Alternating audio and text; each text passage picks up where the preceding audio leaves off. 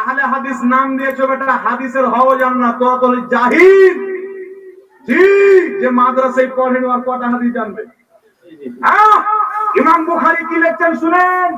ইমাম বুখারী রাহমাতুল্লাহ আলাইহি হাদিস নিয়েছেন, হাদাসানা যাকরিয়া ইবনে ইয়াহইয়া قال حدثنا আবু উসামাতা আন উমর ইবনে হামজাতা قال اخبرني سالم قال خطنني ابن عمر انا نعيما فذبح علينا كبشا فلقد رايتنا وانا لن نجزل به على الصبيان ان ذبح একটু জোরে বলতে হবে সুবহানাল্লাহ। সুবহানাল্লাহ। এই হচ্ছে আরবির অবস্থা। ইমাম বুখারী রাহমাতুল্লাহ আলাইহি হাদিস নিয়েছেন সনদ সহে।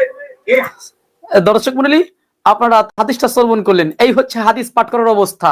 মানে একটা হাদিসে মোটামুটি ছোট্ট 2 লাইনের হাদিসে মোটামুটি 3-4 জায়গায় আরবি এবারতে ভুল করছে। এই হচ্ছে মানে মুফতি সাহেবের অবস্থা।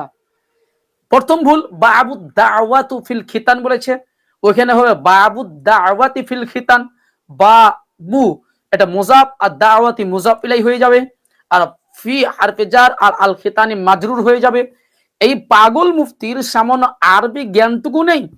তারপরে বলেছেন যে খাতানানি ইবনু উমার আনা নুআইমান, চ্যালেঞ্জ করলাম আনা নুআইমান নেই, খাতানানি উমার ইবনু উমার আনা নুআইমান এইভাবে শব্দ নেই, শব্দ আছে এইভাবে খাতানানি ইবনু উমার আনা ওয়া নুআইমান, আনা ওয়া নুআইমান।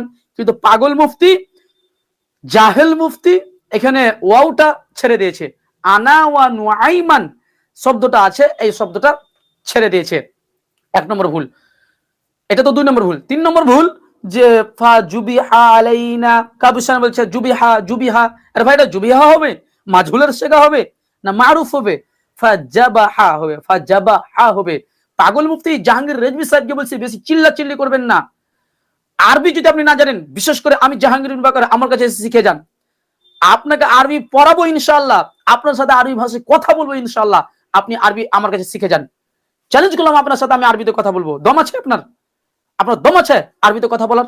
আবার বড় বড় লেকচার দিচ্ছেন যে আহলে হাদিসরা আরবি জানে না। বাট আজকে তোমার অবস্থা কি? আজকে তোমার অবস্থা কি? তুমি কেমন আরবি জানো? স্পষ্টভাবে যাদের সামনে আজকে প্রকাশ হয়ে যাচ্ছে।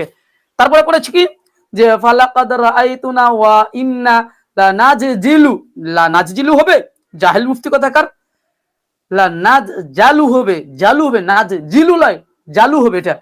আর তারপরে জুবিহা পড়েছে, ওটা তো জুবিহা হবে না, জাবাহা হবে।